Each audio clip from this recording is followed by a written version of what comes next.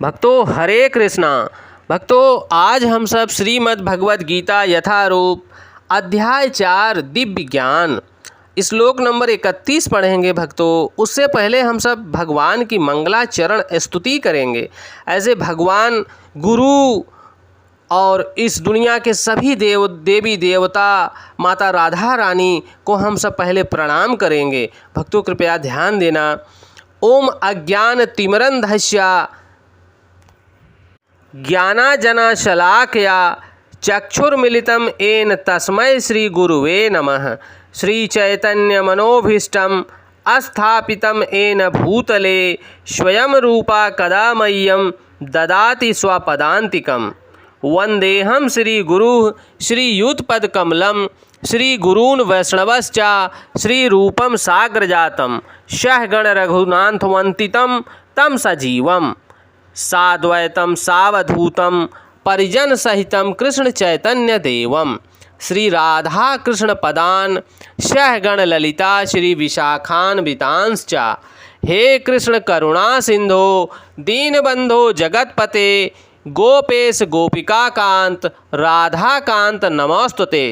तप्त कांचन गौरांगी राधा वृंदावनेश्वरी वृषभान सुते देवी प्रणममि हरिप्रिये। वाञ्छाकल्पतरुभ्यश्च कृपा सिन्धुभ्येव एव च पतितानां पावनेभ्यो वैष्णवेभ्यो नमो नमः। जय श्री कृष्ण चैतन्य प्रभु नित्यानंद श्री अद्वैत गदाधर श्री वसादि गौर भक्तवृंद। नमः ओम विष्णुपादाय कृष्ण पृष्ठाय भूतले श्रीमते भक्ति वेदांत स्वामिन इति नामिने। नमस्ते सरस्वती देवी गौरवाणी प्रचारिणे निर्विशेष शून्यवादी पाश्चात्य देश तारिणे। हरे कृष्णा कृष्ण कृष्णा हरे हरे हरे रामा राम राम हरे हरे। हरे कृष्णा कृष्ण कृष्णा हरे हरे हरे रामा राम राम हरे हरे। भक्तों यहाँ भगवान श्लोक नंबर 31 में बोल रहे हैं, कृपया ध्यान देना। नयनम लोको अस्त यज्ञस्य कुतो यः कुरुशतम। हे कुरुक्षेत्र, हे कुरुश्रेष्ठ, जब यज्ञ के बिना मनुष्य इस लोक में या इस जीवन में ही सुखपूर्वक नहीं रह सकता तो फिर अगले जन्म में कैसे रह सकेगा।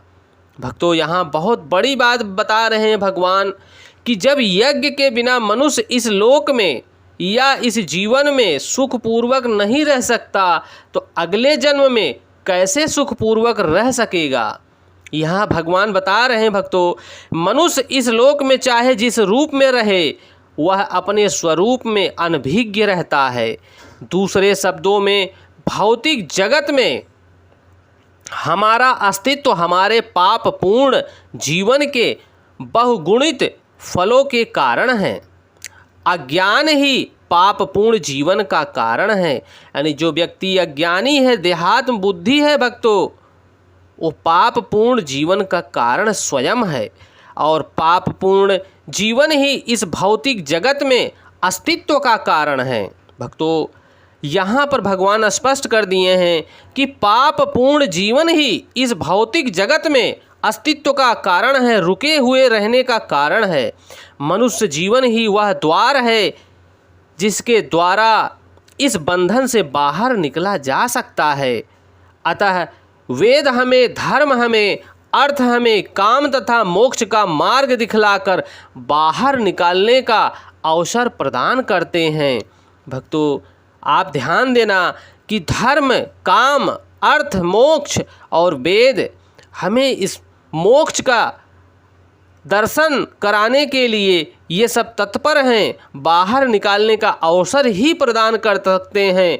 धर्म या ऊपर संतुत लोकों में अनेक प्रकार के यज्ञ हमारी आर्थिक समस्याओं को स्वतः हल कर देते हैं। जनसंख्या में वृद्धि होने पर भी यज्ञ संपन्न करने से प्रचुर मात्रा में भोजन, प्रचुर मात्रा में दूध, प्रचुर मात्रा में भोजन की सारी सामग्रियाँ, वनस्पतियाँ प्रभु हमें देते रहते हैं। जब शरीर की आवश्यकता पूर्ण होती रहती है तो मनुष्य इंद्रियों को तुष्ट करने की बाहरी आवश्यकताओं के लिए दौड़ पड़ता है।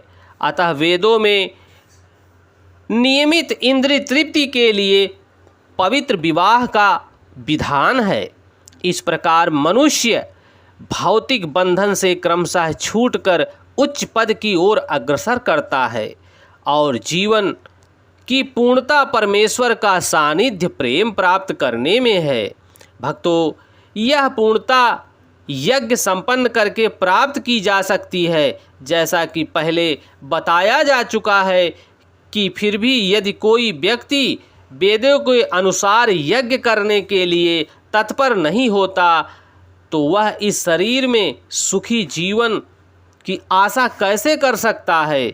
जो व्यक्ति भगवान के नाम का संकीर्तन महायज्ञ नहीं कर सकता वो इस शरीर में सुखी जीवन की आशा नहीं कर सकता। फिर भी दूसरे लोकों में, दूसरे शरीरों में सुखी जीवन की आशा तो व्यर्थ है।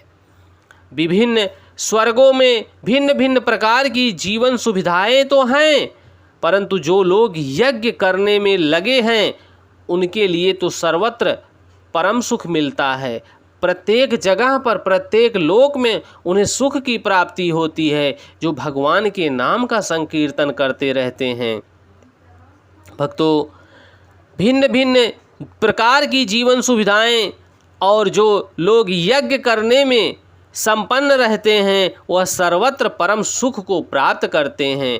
किंतु सर्वश्रेष्ठ सुख तो वह है जिसे मनुष्य कृष्ण भावना अमृत में अभ्यास के द्वारा वैकुंठ जाकर प्राप्त करता है। भक्तों, हम सबको भगवान के नाम की स्तुति करते हुए भगवान के चरण कमलों का दर्शन प्राप्त करना है। हरे कृष्णा कृष्ण कृष्णा हरे हरे, हरे रामा राम रामा हरे हरे। भक्तों, भगवान यहाँ स्पष्ट कर रहे हैं कि जो हरिनाम संकीर्तन का जप और यज्ञ करता है वह निश्चय वह मनुष्य कृष्ण भावना अमृत के द्वारा वैकुंठ जाकर प्राप्त करता है। अतः कृष्ण भावना भावित जीवन ही इस भौतिक जगत की समस्त समस्याओं का एकमात्र हल है। भक्तों, हम किसी देवी देवता, भौतिक जंतु, हम किसी की पूजा अर्चना करके सुखी नहीं रह सकते, क्योंकि ये कली का युग है। किस घोर कलिकाल में कली ने अपने मुख से स्वयं कहा है कि हे प्रभु, जो आपके नाम का सहारा लेगा वो इस कलयुग को पार कर जाएगा और आपका वैकुंठ धाम प्राप्त करेगा। तो भक्तों, हम इस कलयुग के युग में मनुष्य जीवन में जन्म लेकर भगवान के नाम का सहारा लीजिए, भगवान के हरि नाम का संकीर्तन स्मरण कीजिए, सुनिए, श्रवण कीजिए और भगवान की सेवा कीजिए। तब जाकर हम अपने पूर्व प्रारब्धों को काट कर भगवान का दर्शन प्राप्त कर सकते हैं और भगवान का वैकुंठ लोक प्राप्त कर सकते हैं, जहाँ से हम लोगों ने अपनी इच्छा जाहिर किए और हम सब यहाँ इस धरा पर चले आए। भक्तों, और प्रत्येक मनुष्य के जीवन में कुछ ना कुछ कष्ट सदैव रहेगा, क्योंकि ये प्रकृति देवी कष्टमान अपने इस जीव जंतुओं को कष्ट इसीलिए देती हैं कि जाओ, जहाँ से आए हो वहाँ अपने परम पिता परमेश्वर भगवान श्री कृष्ण, मैया राधा रानी की शरण में जाओ। जहाँ से तुम आए हो यहाँ जब तक रहोगे कष्ट भोगोगे।